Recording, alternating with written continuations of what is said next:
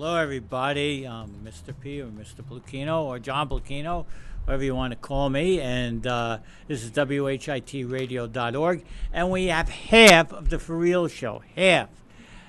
Michael and Kayla, we're thinking of a new name for this show when the two of them are on, and I hope they are on quite a bit.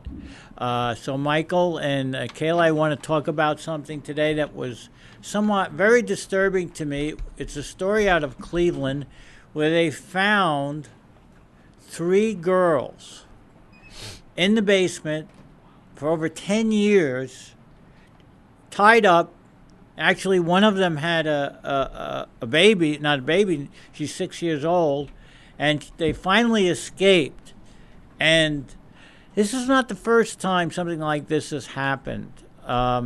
Many times, not many times, but I remember a year or two so ago there was a story where somebody had been in captivity in the basement somewhere for over 10 years. And my question and what I want to discuss today is, how could something like this happen? One, how could this, whoever perpetrated this, and it seems like there was a few people, could do something like this? That's number one. And number two, how could it go unnoticed and nobody could have an inkling of that there was some people in the basement confined and locked up against their...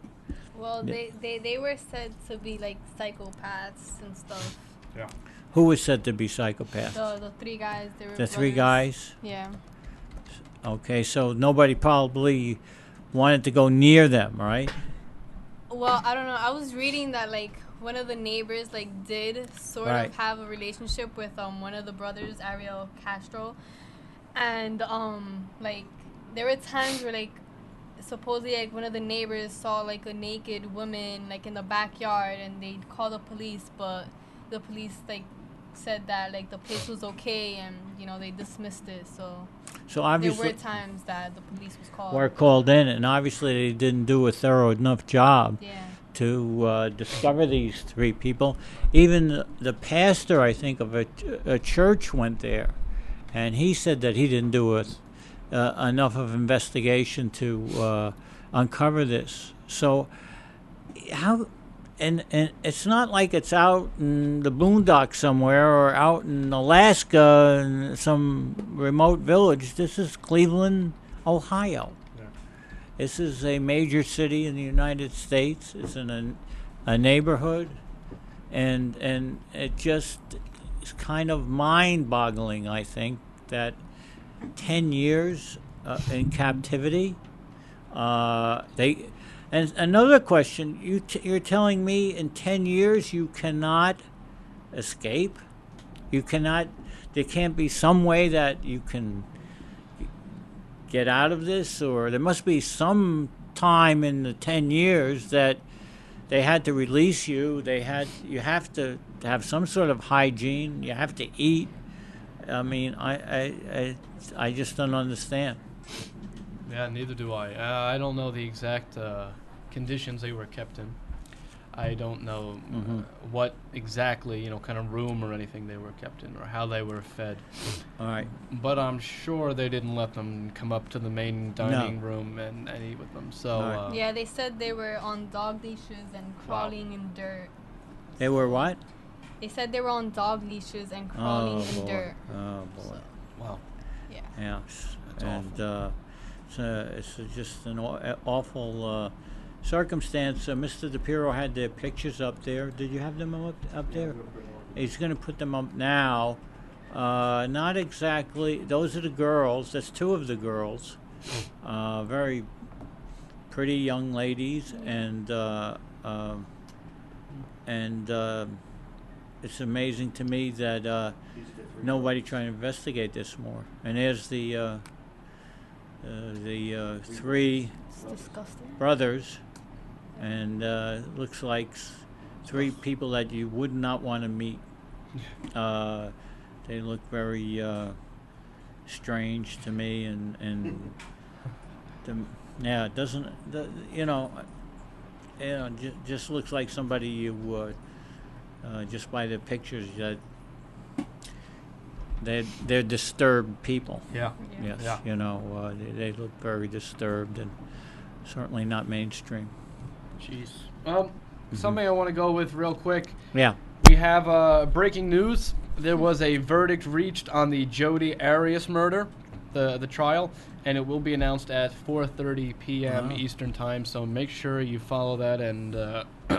Could you fill that story in a little bit for us, the Jodi Arias Right. story? Well, it's just a case of an ex-girlfriend killing her ex-boyfriend, claiming it was self-defense, even though I think she stabbed him 11 times and then shot him, slit his throat back to his spine. Oh my God. Claimed Oh. it was self-defense. Wow. You know, obviously that's an eye-opener. But Yeah. there will be a verdict reach. Right. Well, there was one reason it will be released to the public at 4:30. So make sure you keep up with that. Right. Yeah. Okay, so that's breaking news right here. Okay, so any final thoughts on this, or you want to add anything? We're going to be tackling these stories. We're going to be kind of examining them from different angles. Again, this just seems to be so strange to me and disturbing that I wanted to bring it up a bit. Right. And, You know, yeah. I think when we think of that, we need to think of, when we see that kind of situation, and we say, oh, well, 10 years, why did she not escape, or any of the girls try to escape? I think we need to put ourselves in that situation. And like Kayla described, they were tied up on leashes, things like that. And I'm sure after a certain point of time, they got discouraged, that they probably thought this was it, so they almost gave up. And I think that's what happens. It's not as easy to escape as a lot of us may think. There was my superintendent always tells this story about these grasshoppers that were caught in a jar, Right.